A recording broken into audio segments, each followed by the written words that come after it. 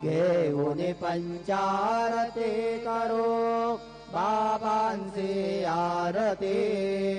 उठा उठा हो बांधव हो वाळू हार माधव